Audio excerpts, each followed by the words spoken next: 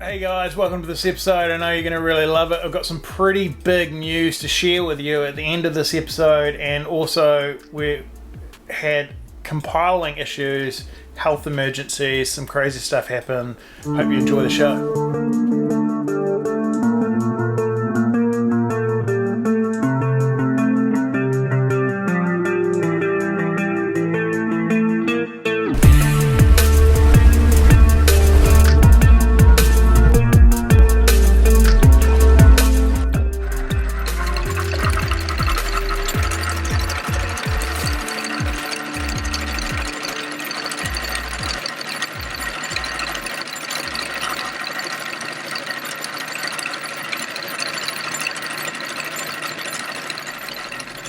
Kind of gross. I think I've got a suspected scorpion bite, which is really infected and nasty. We're in Nandi, Fiji. I've got to scrape this puppy out, clean it. I'm on all kinds of crazy antibiotics. It's a good thing. Jazz, my wife, bought a $1,000 amazing medical kit, and we've been on the phone to the New Zealand Coast Guard, who's put us in contact with a doctor and is telling us what to do. So before I show you some gory footage of my leg, which you might want to fast forward through, I'm going to take you to see these manta rays that Jazz swam with this morning with some friends. Amazing. Apparently one of them was about 4 meters in width. Incredible.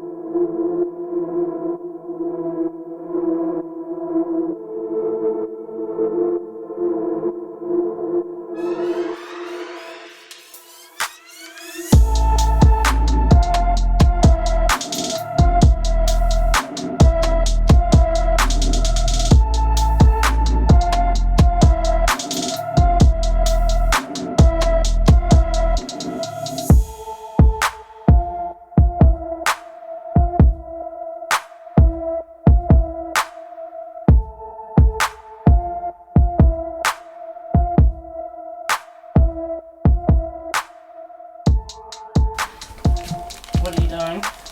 Looking at all the drugs. We've got some morphine here. While Dad's sleeping, I'm gonna inject him with morphine. And he'll wake up real weird and drugged. It's pretty cool. It's got needles and weird stuff.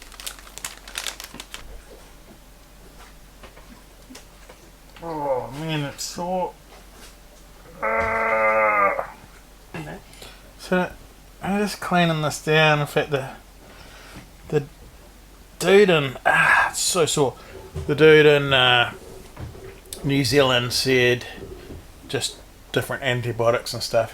He's a doctor, but I've got a doctor friend on the boat. He took one look at it and said, "Look, it really needs to get cleaned down properly because there's heaps of pus and stuff, and the antibiotics won't work in those areas." And so that's what I'm trying to do, but it's pretty sore. He also told me that I probably need to go to hospital. Well, I would have loved to have done that manta ray snorkel, but I can't because of my leg. It's actually a day or so after that, and my leg's got a lot worse. The doctor in New Zealand has said I definitely need to get to a medical clinic, to a hospital, because the antibiotics isn't working. I need antibiotics injected into me, and that poses a lot of problems on a boat and in a country with a COVID epidemic as well. What we've decided to do, we're going to set sail all day, all night, get to Dinnerau, and they've got a private clinic there. I'm going to have to pay for it. It's going to be about $1,000. But when you're in the middle of nowhere and this sort of thing happens, I honestly do not care paying $1,000, because if this gets really bad, I could lose my leg. And so we're not having fun at the moment. You know, it's scary. We're on the way to Nandi, and the forecast is so much worse than what it was supposed to be. It's supposed to be like 12 knots, and it's gusting 28 knots. The sea is crazy. It's a bit scary, if I'm honest. And we are sailing through the night, but we're going so much faster than we were supposed to be that we're going to get into Maritime Bay at about 1 in the morning. So we might just drop the hook there and then continue on to Dinnerau for about 9 AM when the marina opens. I really hate this kind of stormy weather. It's a little bit freaky, and you know, Josh isn't feeling the best. His foot's still really sore. anything goes wrong in the night, it's going to be hard for us to deal with it. It's not good. Well, we pretty much had the worst day we've ever had on the boat. I mean, you can't even make this stuff up. Everything went wrong. And it was 26 knots for most of the time. The wind angle was not quite right. It meant that we were going to have to come in through the pass at night time and lay anchor, which that's not a good thing to do, right? Got my foot, which was a major issue. And then halfway through we couldn't start the motor. The wind came around and blowed straight down the pass, so not only were we going to be forced to take the boat through a pass in the night, but we were possibly going to be forced to sail and tack upwind through the pass of a reef system that we don't know. We messed around for a while and we actually got it going. Just a little minor issue. Well, we laid anchor in the bay in the dark, and it's kind of hard doing that in the dark, and we did it all wrong, and we dragged at night because you can't see when you're pulling back on your anchor at night if you're dragging or not. And we were. It happened to be a mud bottom, and we don't hold very well in mud. We hold great in sand. And so we woke up in the morning and we couldn't start our flipping engine again, and we were dragging towards a reef. And so we did the good old, a mate came over and helped me and did the good old screwdriver connecting the terminals and bypassed our solenoid and kickstarted the whole motor, and we're out of here. It just goes to show, like, when there's problems, fatigue, injuries, bad wind conditions, a problem with the motor, all of these things on a boat, they compile and even make kind of, I would say that we're sort of seasoned sailors by now, but I just feel like a complete rookie. I'm written, I'm exhausted, and we're pretty close to getting into the marina. On a positive note, the swelling's gone down on my leg over the night, which is really good.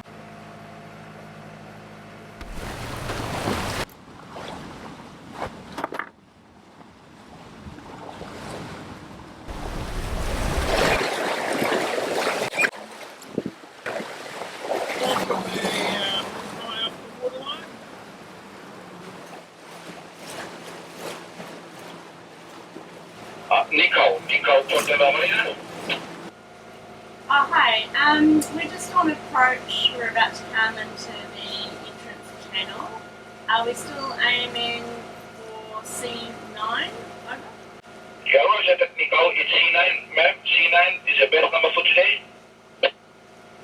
Okay, great. We're going to go bow in. Will there be anyone to assist us on the dock or in a boat? Over? Yeah, Roger, ma'am. We'll have someone on the dock to help you with the lines and indicate to you where you're going, ma'am. More carrots. Don't tear it. More carrots. Where's Garrett? Vegetables. Vegetables. Here I come from the west side. The left side. The right brain drives me insane. Okay, so the Wanderer kids have made it to dinner hour as well. How was your passage last night, guys? Terrible. We threw up a lot and super rough and just really bad.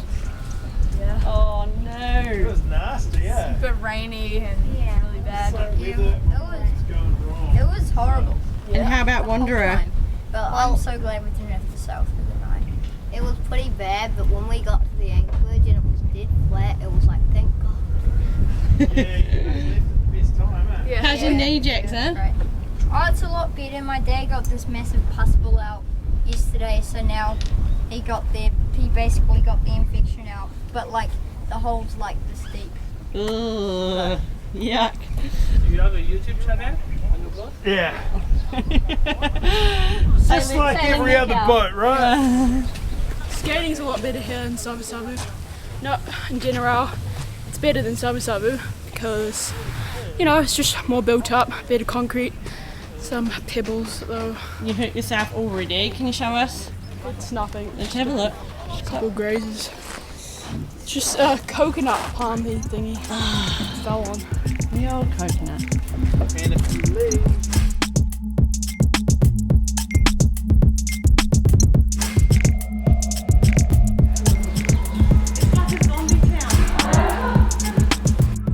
So excited to be here in dinner out. We're finally at a restaurant.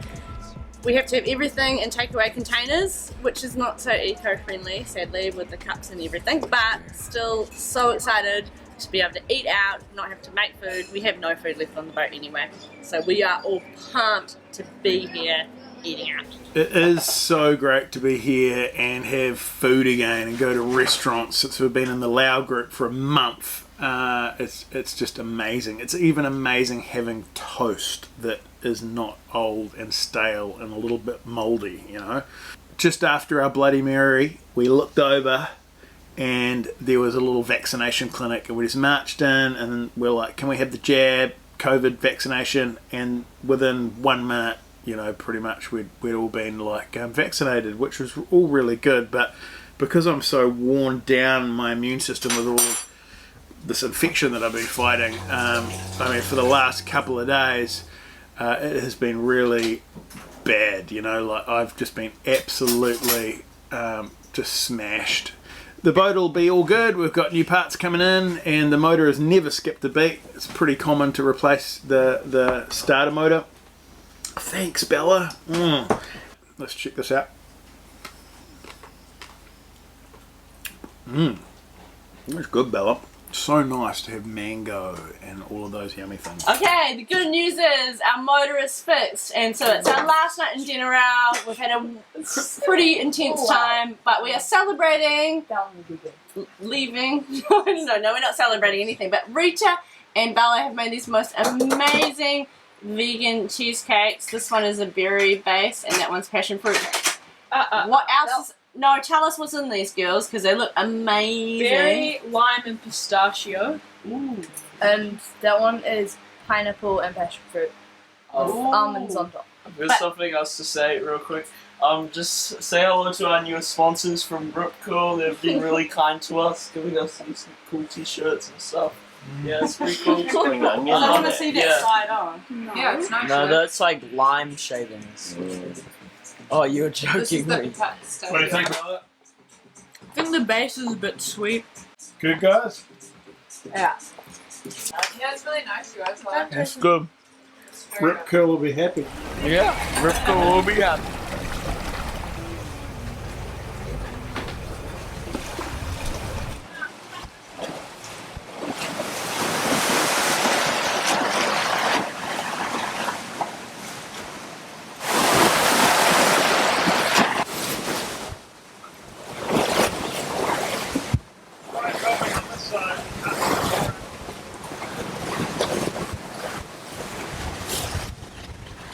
They look nice, eh? It's a nice boat. Yeah. Looks good, Bella. Looking beautiful. What is that? It's beautiful. We made it here to Musket Cove. Had a little wee race on the way over here. It was a bit of fun. And we're just on the lee. There's about 40 boats on the other side getting bashed by the wind. Doesn't make much sense to me, so I've just anchored over here and I'm hoping we can sneak the dinghy around, but maybe you can't. Maybe that's why everyone's anchored over there. We'll see. How's it? We're here at Musket Cove. It's a fantastic place, amazing facility. There's kiting, there's world-class surfing. It's a beautiful little resort. A lot of people end up staying here for months or even years because they love it so much. Yeah, don't do that. Make sure you check out the rest of Fiji. Hey, guys, we've made a pretty big decision. Yes, we did. We had already decided we thought we'd leave the boat in Fiji, but now we think that seeing as we're going to be flying back to New Zealand, we should let somebody else enjoy her here in Fiji. So we are going to sell it. We're going to sell Nikau. Yeah. And so don't ask me if I'm going to buy a boat or buy something else. I'm not really sure what I'm going to do. but we might go by Nikau 2 over in the Mediterranean or something like that. But this boat is certainly all kitted up, ready for sale. We're going to leave it with an agent here who specialises in selling cruising boats, that she can market it to the States, to New Zealand, to Australia.